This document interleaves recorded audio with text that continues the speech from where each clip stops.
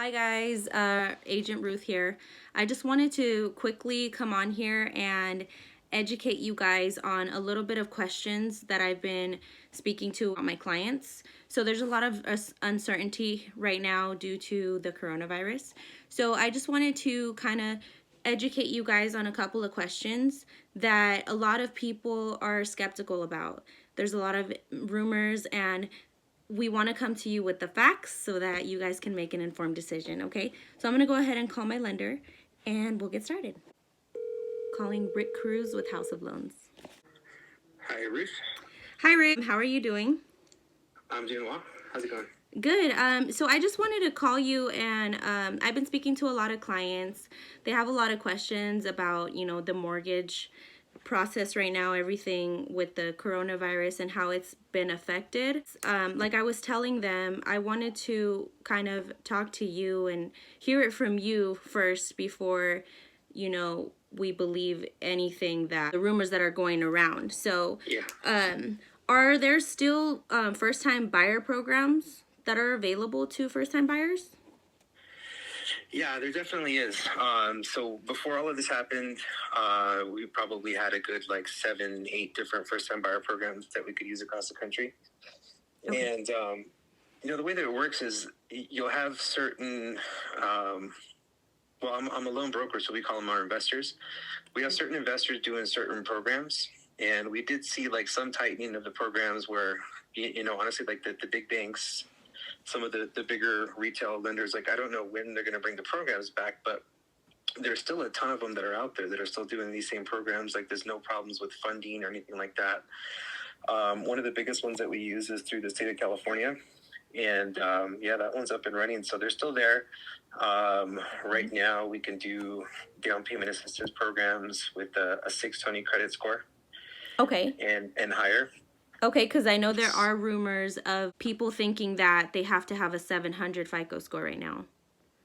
Is that true with everyone? No, definitely not. And especially like if we're talking about just an FHA loan where you've got your own down payment as opposed to doing like a down payment assistance programs, those programs I could still do just like before at a 580 credit score, if they're putting their own down payment. So no, that's not true.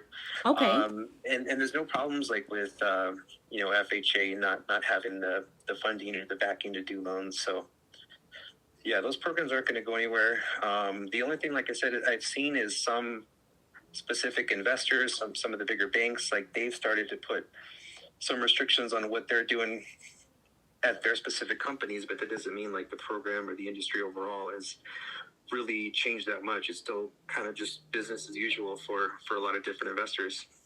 Okay. That clears up a lot. People are talking about how interest rates are really low. Is that true right now with everything going on? Yeah, that's the really interesting part. So, the last time that we were in like any kind of a recession, the rates were not very good compared to now. You were seeing like 5, 6, 7% interest rates, and right now they've still stayed really at the record lows. We're probably only maybe like 0.25% higher than the lowest we've been in, like 2 decades. I mean, literally like 20 years. 2 decades. Just above that right now. So, the biggest thing I could tell you is that it's still a great time to buy, still a great time to refinance, because the rates are so low. And that's really kind of the expectation going forward because of what has been going on. The government's kind of really stepped in. They've started to buy a lot of mortgage-backed securities, which is going to keep the interest rates low for probably a good, 1 to 2 years at least. What would you say to someone that wants to refinance? Is now a good time to refinance? Yeah, absolutely a good time for that. The great thing right now is we're sitting on a ton of equity as a country. So it's a really good time to tap into that. Interest rates, like I said, are very low. So like I'm encouraging a lot of my clients right now to take advantage of just the cheap cost of money right now. Yeah. So even if you're taking out, say, like a down payment assistance program like we were talking about earlier, take advantage of that because the houses are going to appreciate in value faster than that interest is going to accrue at these interest rates. and it's really just paying for itself in the long run, 5-6 years. And but yeah, as far as the refinances go, it's definitely a great time. Like I said, there's a lot of equity out there. If you can get rid of some of those bills, or if you can just take the money, reinvest it, or even just kind of put it in the bank, because we are kind of in uncertain times, I think that's It's going to bring smart a to lot of do, people right? peace of mind. Yeah. Yeah. Last question. With everything going on with the coronavirus, how are you guys doing business? Is everything electronically, or how has it changed?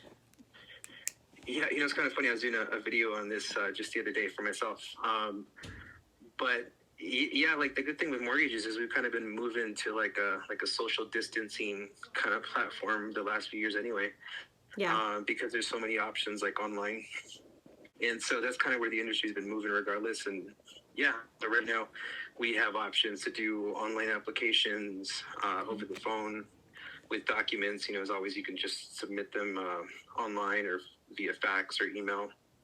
Okay. So yeah, no, I've done a good deal of loans that are even out of the state, and I've never met the client. And right now, because of what's going on, they're even doing like a virtual closing, Oh, wow. Okay. to where you don't even have to have the notary there in person. Cool. Okay. I think this definitely helps my buyers feel more at ease to make a decision with, information instead of, the rumors that are going around right now. And with everyone kind of freaked out with how the market is going to go, I think this really helps to keep people educated and informed. So I really appreciate it. Yeah, you're welcome. Yeah, the one thing I'll kind of throw in is that if you just kind of look at statistics going back a few decades, not every recession really equals like a drop in housing. Yeah, I was looking at Really, that. like, yeah, maybe the last one that we had, you did see a big drop in the housing prices, but Mm-hmm. 3 out of the 5 before that, you actually had an increase in prices. So, sometimes you have a recession that's because of housing, but a lot of times you have a recession where housing is actually what brings us out of it. And that's kind of what the expectations are this time around, because, what's really caused like this economic downturn has a lot more to do just with the pandemic than anything to do with the actual economy or the industry as a whole. Yeah. So Okay. yeah, we anticipate a good turnaround, and not much drop in prices because the inventory is still really low and the rates are still really good.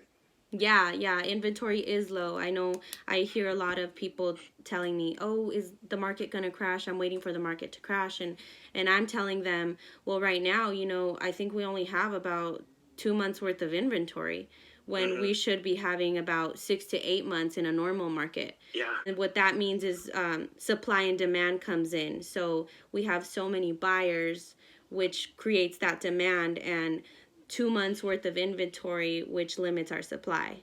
So prices, they don't really drop, correct? Exactly. Yeah, no, that helps keep all the values up. Okay, well, I appreciate it. Yeah, you're welcome. Thank you. All right, you have a good night, Rick. You too.